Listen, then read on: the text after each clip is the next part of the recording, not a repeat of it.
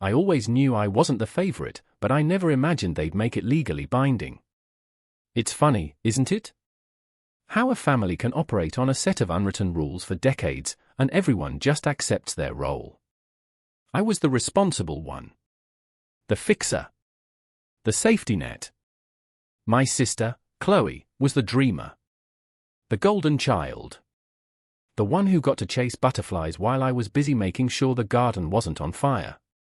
For years, I told myself it didn't matter.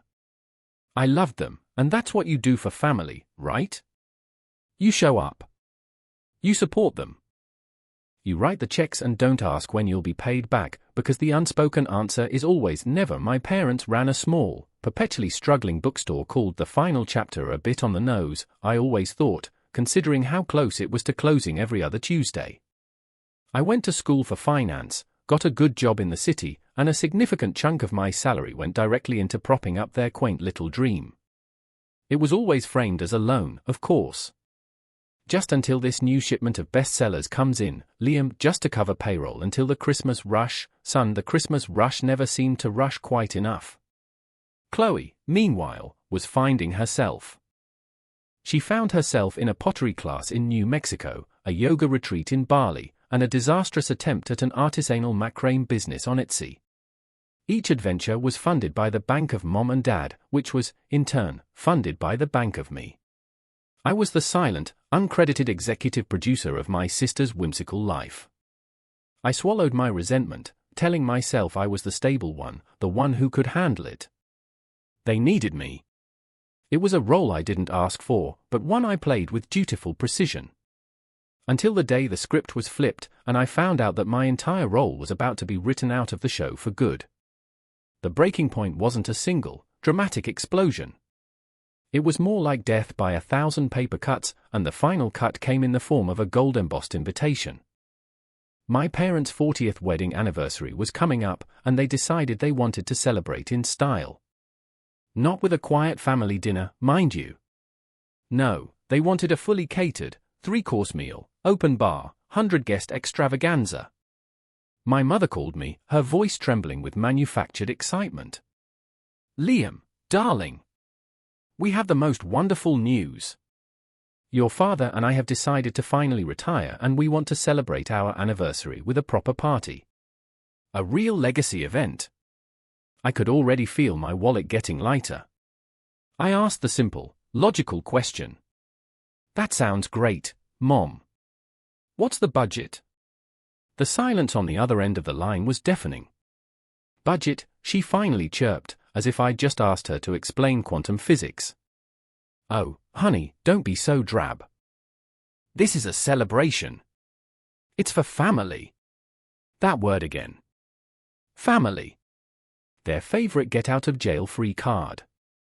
For them, family was a one-way street, and all the traffic flowed directly from my bank account. They expected me to foot the bill. Not just a portion of it. All of it. They framed it as my gift to them, a token of my appreciation for all they'd done. What had they done, exactly? Raised me? Isn't that the baseline requirement? I had paid for their leaky roof last winter. I had covered Chloe's rent for 6 months after her macrame empire crumbled. I had co-signed the loan for her inspirational road trip van, which she promptly crashed. I had poured over $80,000 into their failing bookstore over the last 5 years alone, money I knew I would never see again. And now, they wanted me to drop another 20 grand on a party to celebrate their retirement, a retirement made possible only because I had single-handedly kept their business afloat. It was the audacity that broke me. The sheer, unadulterated entitlement. The final, glaring proof that they didn't see me as a son, they saw me as a resource. The weeks leading up to the party were a masterclass in passive aggression. My mother began sending me a barrage of texts, each one a little dagger of expectation. On-screen text would pop up in my mind with every notification. Mom texted, "Found the most divine caterer. Their sea base is to die for. They need a 50% deposit by Friday, darling. We know we can count on you, no question." Just a statement. A command disguised as a pleasantry. I tried to reason with her. I called and suggested some more affordable, but still lovely, alternatives. A nice restaurant. A party at their house. Oh, Liam, she'd sigh, her voice dripping with disappointment. You just don't get it. This is about making memories. You're being so materialistic, getting hung up on the money. The irony was so thick I could have choked on it. I was materialistic for wanting to be fiscally responsible, while they were making memories by spending my money with reckless abandon.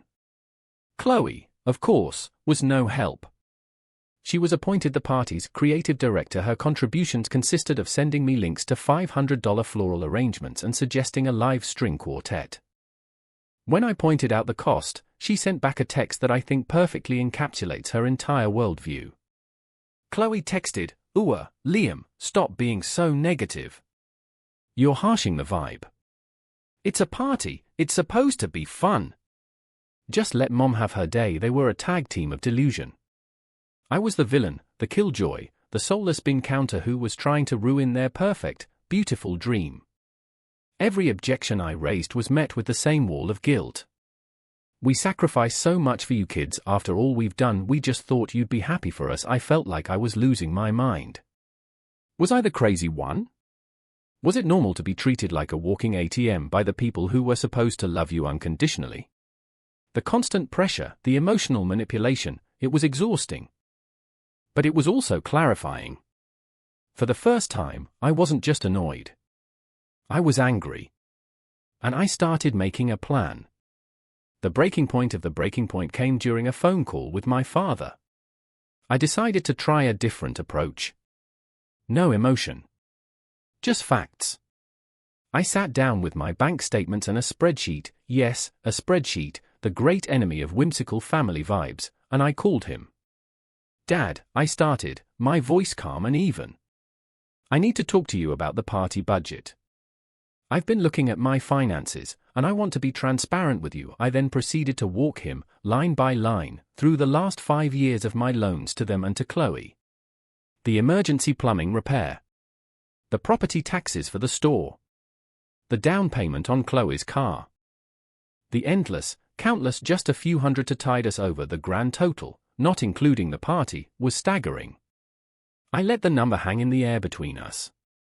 His reaction was not what I hoped for, but it was exactly what I expected.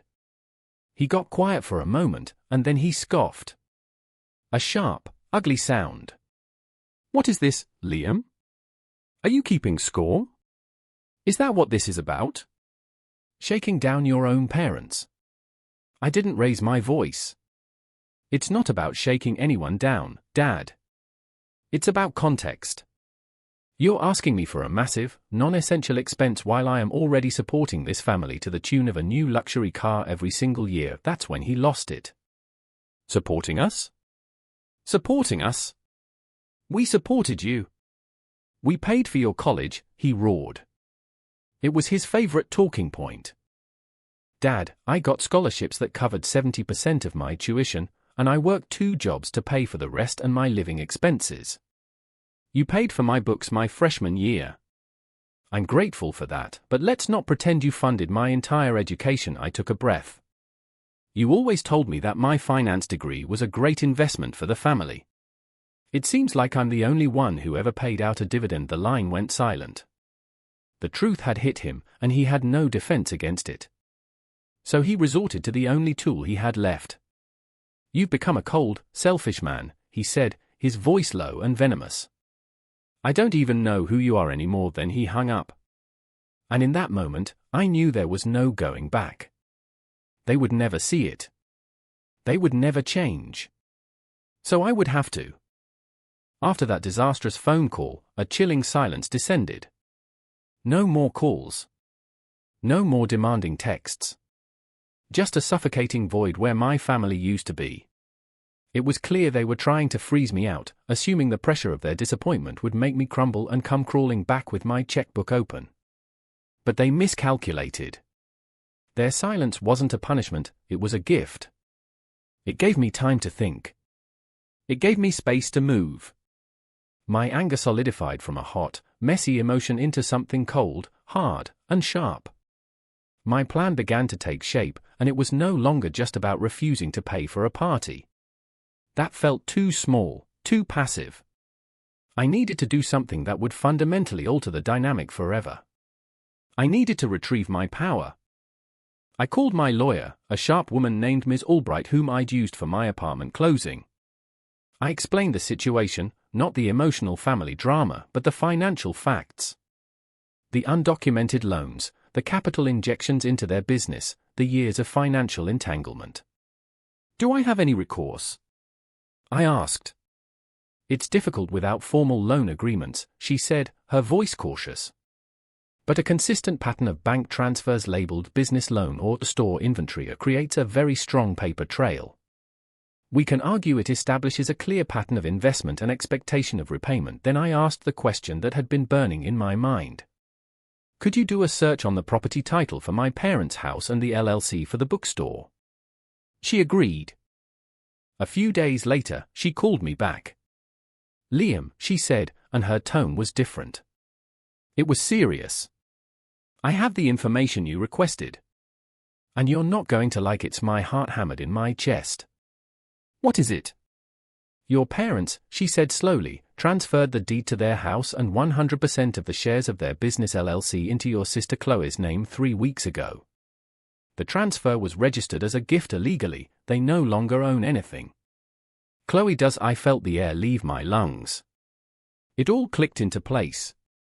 The retirement. The party. The grand legacy event. It wasn't just a celebration. It was a coronation.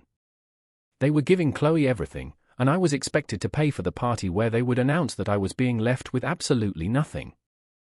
My fury was a white-hot nova. My plan was no longer just a good idea. It was a necessity.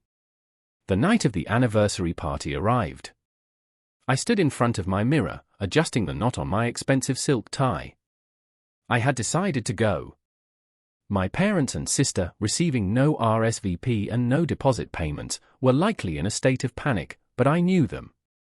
They'd have scraped something together, probably by putting it on a credit card they expected me to eventually pay off. They'd be expecting me to either not show up, or to show up defeated and apologetic. They were not expecting what they were about to get. I walked into the private room at the ridiculously overpriced restaurant they'd chosen. The string quartet Chloe wanted was softly playing in the corner. About 50 guests were milling about, sipping champagne. The moment I walked in, a hush fell over the room. My parents, standing near the cake, turned to look at me. My mother's face was a mask of cold fury. My father's was pure, smug satisfaction. He thought he'd won. He saw my presence as surrender. Chloe shot me a look that could curdle milk before turning back to her friends, dismissing me. I spent the next hour making polite, meaningless conversation, a ghost at my own family's feast. I watched them laugh and hold court, the gracious hosts of a party they couldn't afford. Then came the speeches. Various friends and relatives stood up to toast them. Finally, my father clinked his glass for attention. He beamed, a benevolent patriarch bestowing his wisdom. He talked about love, about commitment, about building a legacy. "A legacy isn't just about memories," he said, his eyes finding Chloe's in the crowd. "It's about the future. It's about ensuring that what we've built continues. And so, your mother and I have a very special announcement to make." The room was wrapped with attention. "To secure the future of our family and our life's work," he declared, his voice booming with pride, "we have officially decided to hand over the reins. The final chapter bookstore, and our beloved family home, now belong to our wonderful, creative, and passionate daughter, Chloe." The room erupted in applause. Chloe, the artist, the dreamer, put on a magnificent performance of shocked, tearful gratitude.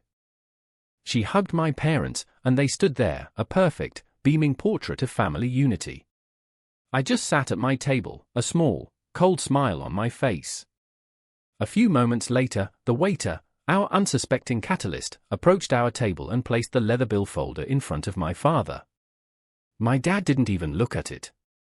With a flourish of theatrical grace, he picked it up and slid it directly across the table to me. His eyes glinted with triumph. "Your turn, son," he said, just loud enough for the people nearby to hear. The final assertion of my designated role. The bill pair. I looked down at the leather folder. Then I looked up at my father, his smug grin plastered across his face. I let my own smile widen, a slow, deliberate expression that didn't quite reach my eyes. I picked up the folder, felt its weight, and then gently pushed it right back across the table to him. "No, Dad," I said, my voice perfectly calm and carrying easily in the sudden quiet. "I don't think so. This one's on the new property owners." A ripple of confusion went through the nearby tables. My father's smirk faltered. "What are you talking about, Liam?" "Well," I continued, leaning back in my chair and gesturing magnanimously around the opulent room. "That was a very generous announcement you just made. Gifting Chloe the house and the business. All of your assets. It's wonderful. It also means that she is now the one with the financial capacity to host such a lavish event." Not me. Chloe's face, which had been glowing with victory, turned pale. My mother started to speak, a flutter of "Now, Liam, don't make a scene," but I wasn't finished. I reached into my jacket and pulled out a sleek, professional-looking folder of my own. I placed it on the table with a soft, definitive thud. "And speaking of finances," I said, addressing the room as much as my family, "since we're settling all our affairs tonight, I figured it was the perfect time to present this." I opened the folder. Inside was a multi-page, itemized invoice. "This is a bill for services rendered and capital invested," I announced. "It details every dollar I have personally injected to keep the final chapter from writing its own over the past 10 years. It includes business loans, payroll coverage, inventory costs, and emergency maintenance. The total comes to $172,000, plus interest." I turned my head to look directly at my sister, whose jaw was now hanging open. Her beautiful, tear-streaked face had become a canvas of horror. "Congratulations on your inheritance, Chloe. This is your business's first official debt. My lawyer will be in touch with yours on Monday to discuss a payment plan or, failing that, a lien against your new assets." The silence in the room was absolute, a perfect vacuum where the cheerful party chatter had been just moments before. You could have heard a pin drop on the plush carpet. Then, chaos. My mother let out a strangled gasp, her hand flying to her chest in a theatrical display of shock. "Liam! How could you do this to us? To your sister? In public?" My father's face had cycled through confusion, to rage, to a sort of pasty, slack-jawed disbelief. He looked like I'd just punched him in the stomach. Chloe just stared at me, tears of a very different kind now streaming down her face, mascara running in black rivulets. You ruined everything," she wailed, her voice cracking. "I didn't ruin anything," I replied coolly, standing up and buttoning my suit jacket. "I just balanced the books. Then something amazing happened. My Uncle Ben, my dad's younger brother who had always been a quiet observer of our family's toxic dynamics, started to clap. It wasn't loud or boisterous. It was a slow, deliberate, rhythmic clap. The sound cut through my mother's sputtering and Chloe's sobs like a judge's gavel. He caught my eye and gave me a single, approving nod. He was my validator. That was all I needed. I turned and walked out of that room, leaving them to deal with the social and financial wreckage. I didn't look back. The cold night air felt incredible on my face. It felt like freedom. As I reached my car, my phone started buzzing. It was a text from Chloe. Chloe texted, "I hate you. You are a monster. You destroyed our family." A moment later, another buzz. Mom texted, "You have embarrassed this family beyond repair. Your father is devastated. I hope you're happy. Don't you dare call me." I didn't bother replying. I just smiled, turned my phone to silent, and started the engine. The Schadenfreude was delicious. I pictured them all in that fancy room, the string quartet now awkwardly silent, staring at a 5-figure bill they had absolutely no way to pay. For the first time in my adult life, their problem was not my problem. The days that followed were a rhythmic drumbeat of desperation from them, and a symphony of silence from me. The calls and texts were relentless at first. I let them go to voicemail, listening to them later with a detached sense of curiosity. My father left a rambling, furious message about betrayal and how I'd spat on his legacy. My mother left a series of tearful messages, oscillating between begging me to fix this and damning me for being so cruel. Chloe's were just pure, unfiltered rage. I systematically blocked their numbers one by one. Each press of the blocked button felt like snipping a puppet string. After a week, the direct communication stopped, and the official communication began. As promised, my lawyer, Ms. Albright, had sent Chloe, the new, proud owner of a deeply indebted business, my invoice. It was followed shortly by a letter from a lawyer they'd scraped together, some guy who specialized in slip and falls. The letter was laughably aggressive, calling my claim frivolous, fictitious, and a blatant attempt at familial extortion. They were disputing everything. They were banking on the idea that these were just family favors, that my love could be written off as a sunk cost. But they underestimated me. I wasn't just the family ATM, I was the family accountant. I had records. For years, I had meticulously labeled my bank transfers. Loan for store rent, capital for inventory purchase, emergency payroll cover. I had emails from my father confirming receipt and promising to settle up soon. I had text message threads with my mother discussing how my investment was the only thing keeping the lights on. I laid it all out for Ms. Albright, who looked at the mountain of evidence and smirked. Fictitious? Mr. Henderson, this is the most well-documented case of familial extortion I've ever seen. They don't have a leg to stand on. We filed a formal lawsuit and placed a lien against both the bookstore and the house. It was Chloe's problem now. She was the one who would have to answer for her new assets' liabilities. The delicious, biting irony was that their own greed was my greatest weapon. By transferring everything to Chloe to cut me out, they had made her solely responsible for the debt they had all accumulated. The legal battle was shorter and more brutal than I expected. Chloe's bargain bin lawyer tried to argue that I had acted out of spite, that my invoice was revenge for being left out of the inheritance. My lawyer calmly pointed out that the inheritance hadn't happened yet, my parents were very much alive, and that this was a simple case of a creditor seeking repayment from a business. The documentation was irrefutable. The judge essentially laughed them out of court. Chloe was ordered to pay me the full amount. Of course, she didn't have it. The bookstore, without my constant cash infusions and with her complete lack of business acumen, was bleeding money faster than ever. She tried to get a business loan, but with the outstanding judgment, no bank would touch her. Her only option was the one I had foreseen from the very beginning. She had to sell the house. The beloved family home, the monument to my parents' legacy, had to be put on the market to pay back the son they had tried to disinherit. They had to move into a small, rented apartment across town. The final chapter bookstore closed its doors for good about 2 months later. I heard through the grapevine, from Uncle Ben, my only remaining family contact, that Chloe was now working as a barista. No more yoga retreats, no more finding herself. Just reality, served up hot and bitter. A few weeks ago, I received one final email, which had slipped past my filters. It was from my mother. It was a masterpiece of emotional manipulation. Liam, it began. I don't know if you'll even read this. Your father's health is not good. The stress of all this has broken his spirit. Chloe cries every day. All for what? Money? Is it worth destroying your family?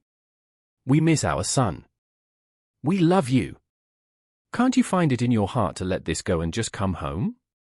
We can be a family again. I read it, and for the first time, I felt nothing. No anger, no resentment. Just a profound sense of distance. They still didn't get it. They never would. They thought the problem was my reaction, not their actions. They didn't miss their son, they missed their benefactor. They didn't want a family, they wanted a safety net. I didn't destroy our family. I just stopped being the sole pillar holding up its rotten structure. When I walked away, it simply collapsed under its own weight. They called me selfish and vindictive for wanting back what I was owed. They say I tore the family apart over money. But it was never about the money, was it? It was about respect. It was about being seen as a person, not a resource. So, tell me, was I wrong?